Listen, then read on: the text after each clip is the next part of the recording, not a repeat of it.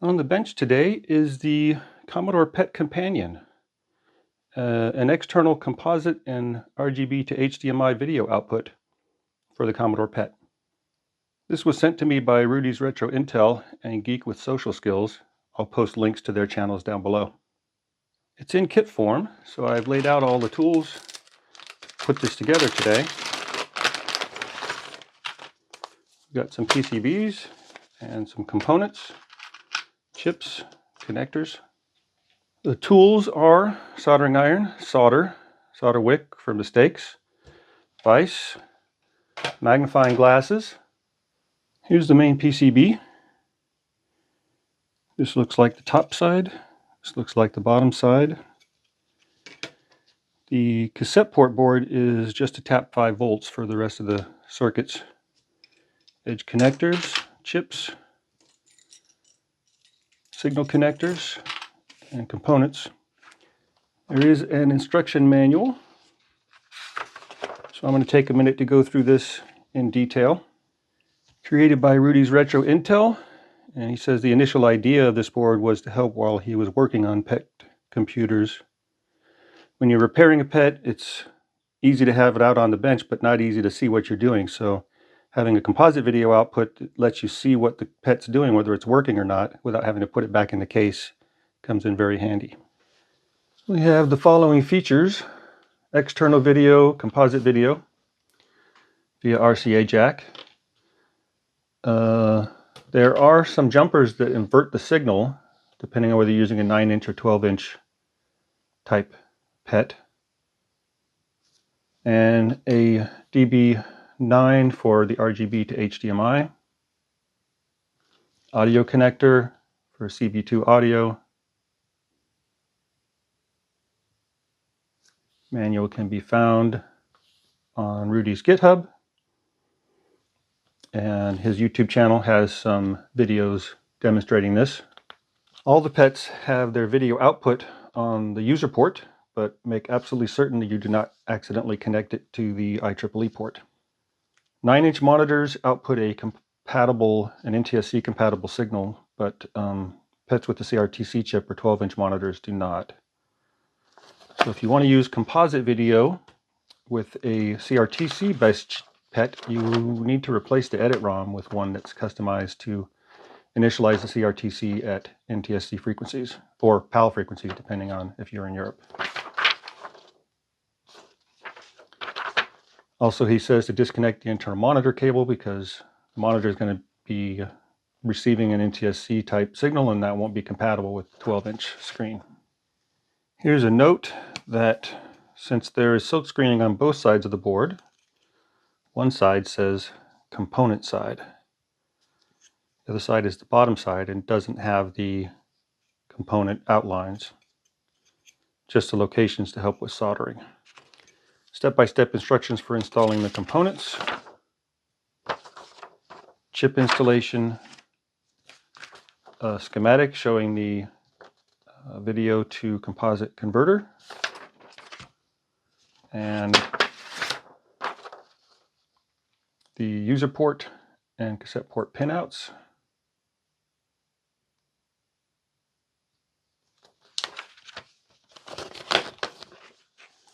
And the RGB to HDMI connector information.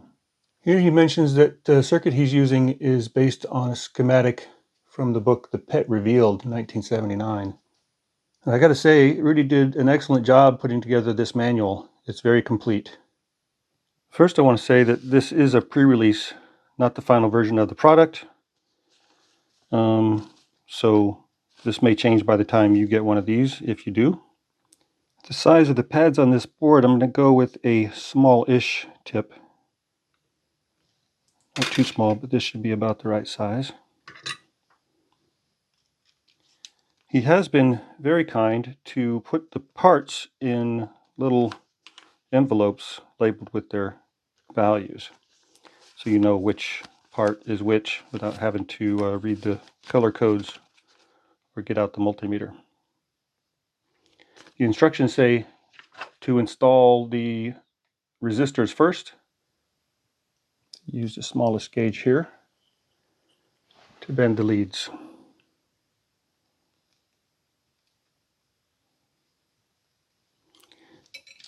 And of course, resistors are not polarized. A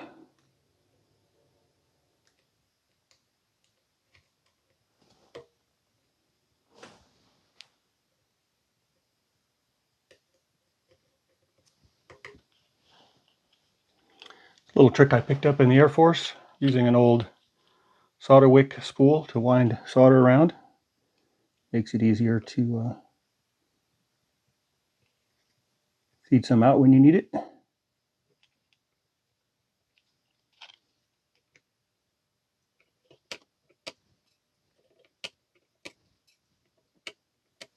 Next, the instructions say to install a diode.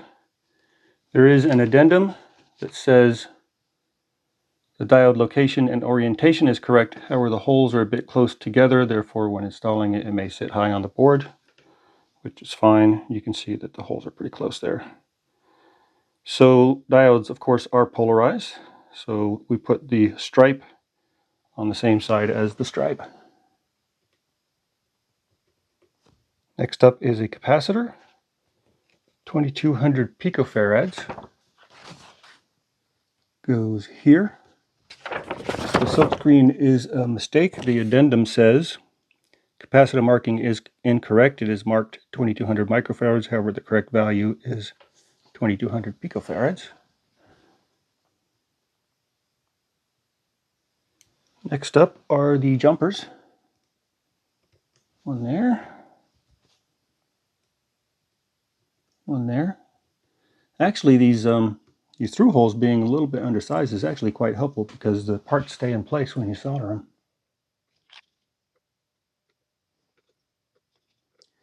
We have one jumper and we're going to put it on this side for inverse video and on this side for normal video. Next up are the two sockets. These need to go in the correct way around. Sockets have this little U-shaped notch here. Needs to match the notch and or the pin 1 marking on here. So notch to notch.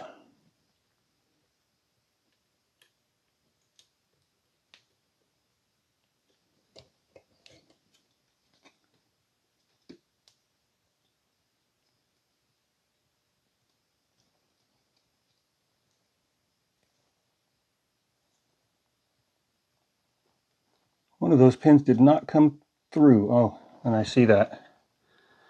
And one of them's right there. Line up the pins and press in. A couple of the legs wanted to rise up. I'm going to push those down.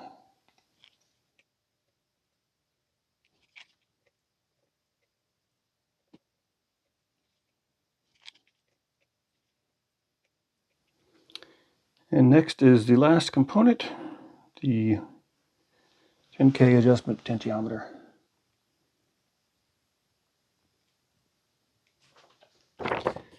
Next, the instructions say to install the RCA connectors and the DB9. These are kind of the old-fashioned style connectors, just like the ones in the Apple II.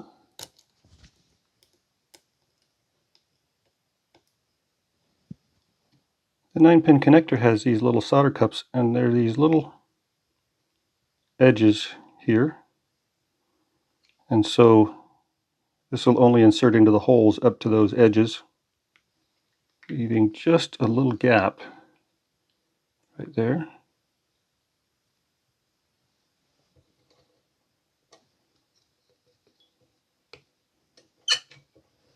And next, the instructions say to install the edge connector right down here.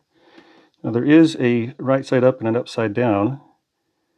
Pins numbered 1 through 12 should be on the top side, and A through L on the bottom. Really, it doesn't matter, of course, as long as you plug the board in the right way around. Usually like to bend these pins in so they meet in the middle.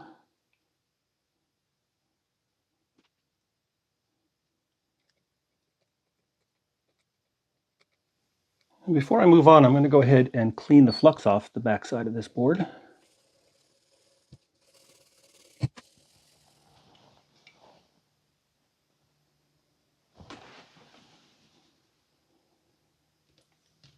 we need to do the cassette port board.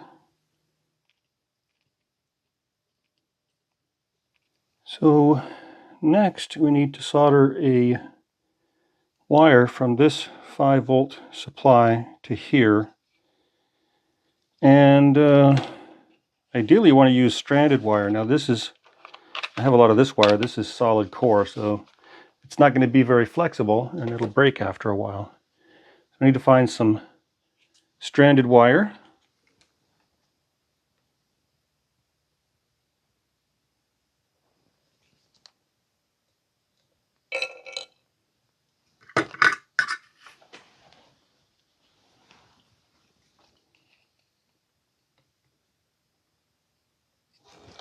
Let's go ahead and insert the chips now. This is the 4011, goes here, and the notch in the front of the chip indicates pin 1, should line up with the notch in the socket.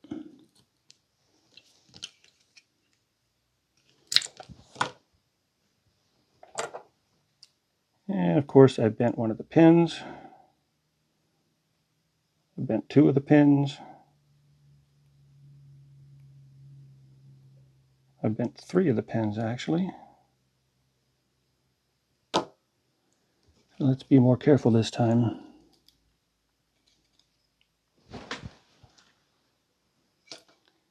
Looks good. Press it down. Notch goes this way. There we go. Now we just got to see if it works, I guess. Actually, I missed a step. These standoffs are included here to lift the board up, so when you plug it into the user port, it rests on the desk surface. I'll go ahead and install these before we test it.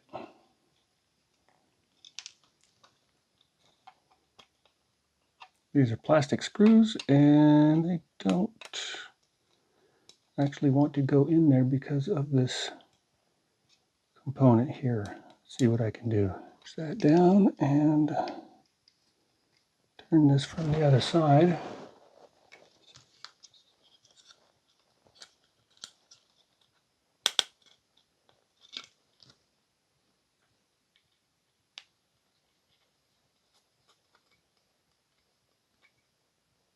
Okay.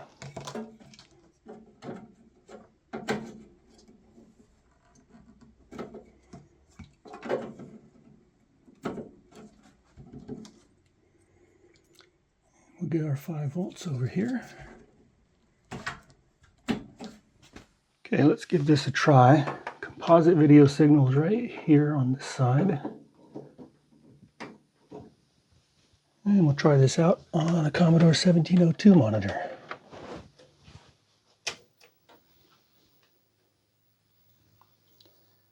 Smoke test.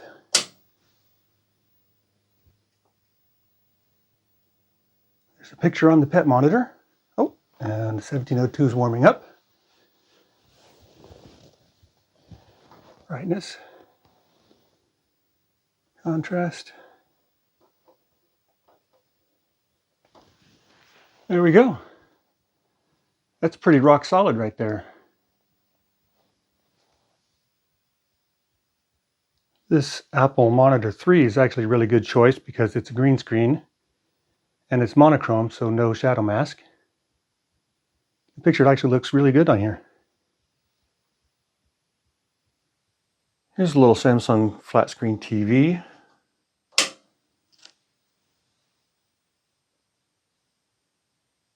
And yeah, this is something I was kind of expecting. Obviously the contrast needs an adjustment, but there's a bit of a timing issue there at the top of the screen. So I'm going to try adjusting that pot on the board and see how that does. Oh yes, that works nicely. Clean that up. Just right about there. Now let's try the contrast. Here we go, contrast. And brightness, oops. Brightness down.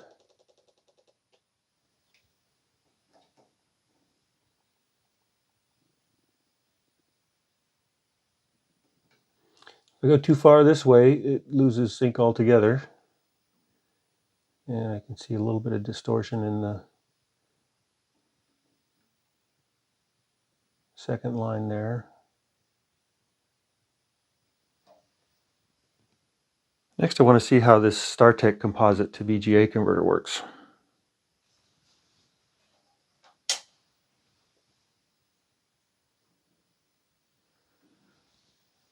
Okay, the adjustment's just a little bit off here.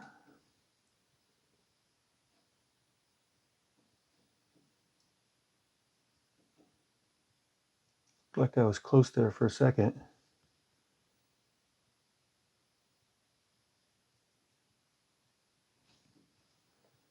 Or this thing might just be a little too sensitive.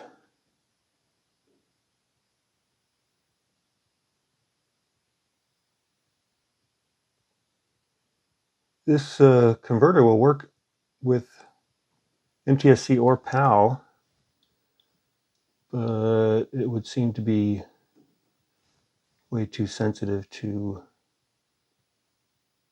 minor frequency problems. The PET's video output isn't precisely NTSC compatible, it's just very close. This is a Cloner Alliance Box Pro. This is a video capture device, but it also works as a composite to HDMI converter. We do have a pretty decent picture on there. Just going to tweak the adjustment to get it.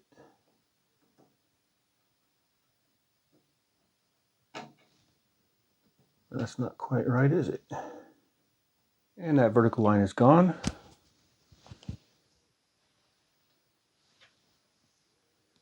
Picture's not terribly bright. I'll have to take a look at that with the scope and see what the voltage output is.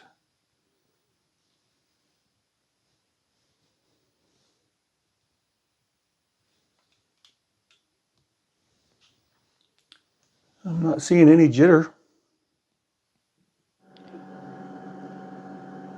And I got out the scope.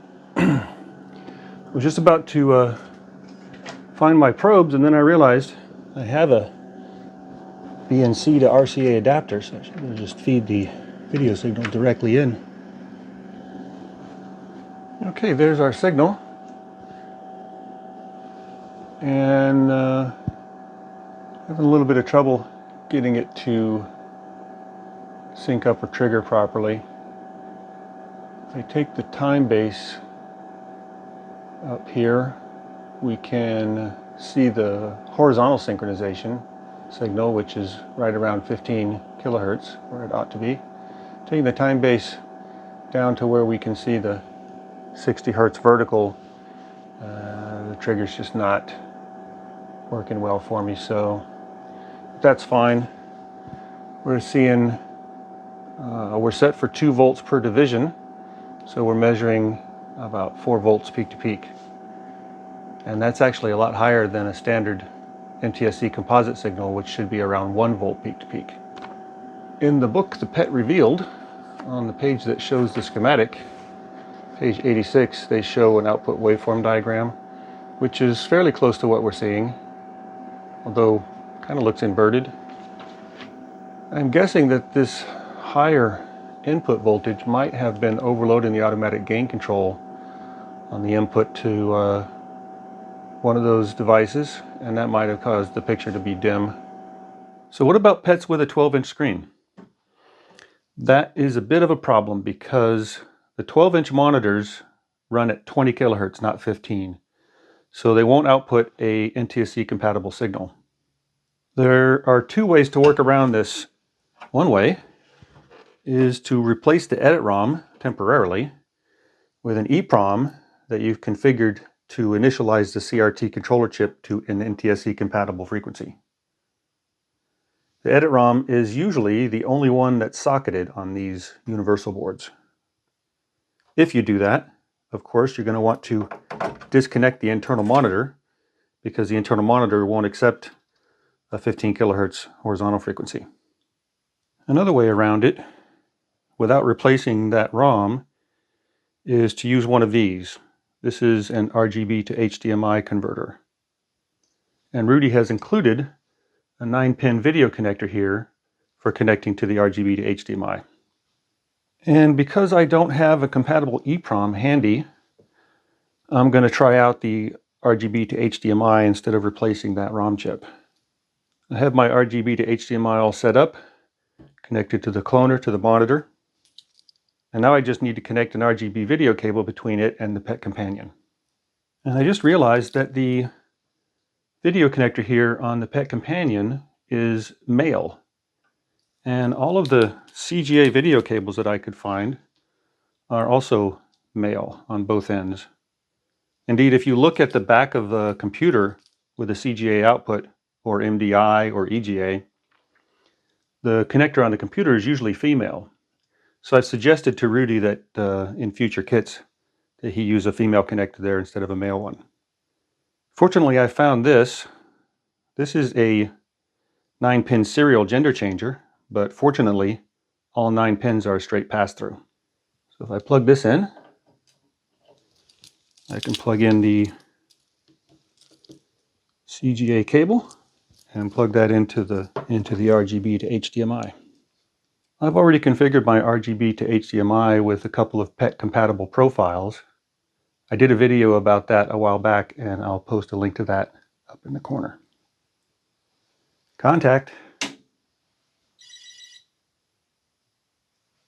Okay. That looks a little bit flickery. So let's do a quick little calibrate.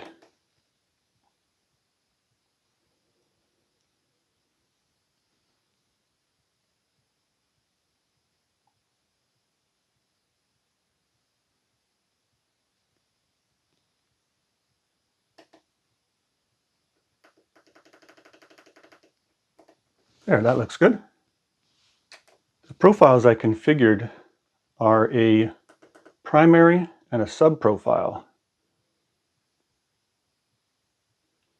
And the sub profiles include the 12-inch CRTC or the 9-inch. And you'll see that when I switch to the 9-inch, of course, the frequencies are changed and the video is inverted. But the RGB to HDMI will auto switch the profile based on the signal that it's receiving. This will, of course, work with 80-column PETs as well, including the Super PET. Trying it out here on my chicklet PET, the composite output, for some reason, is not syncing up. Trying the adjustment on the back, but I don't know if it has anything to do with a difference in timing or signal levels, or maybe it's just a problem with the user port connection on this one. It still works perfectly fine on my 2001N though. The RGB to HDMI option though should still work perfectly fine on the chicklet PET. I thought maybe it just wasn't working with the converter that I have there. But it's also not working on the 1702. See a little flicker when it first comes on, but something about it's not syncing up for some reason. You can even have the RGB to HDMI and the composite output running at the same time. Although why it works on this 2001N but doesn't work on my chicklet PET, I have no idea.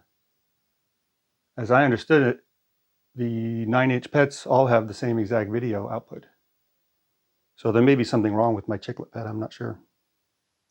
Now, the audio output is an RCA connector, and I've got this little RCA to 3.5 millimeter adapter. So I'll plug that in there and we'll see how the audio works.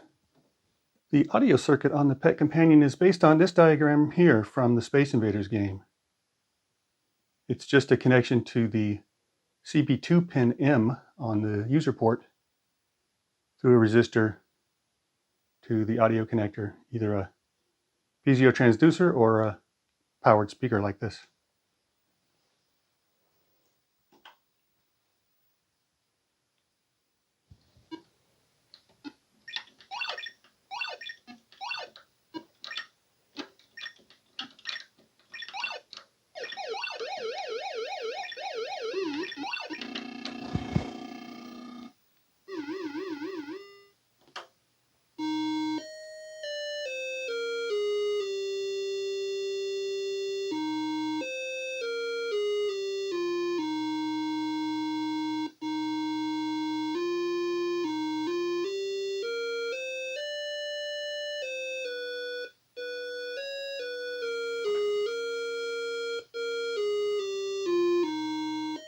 Well, there you have it, folks.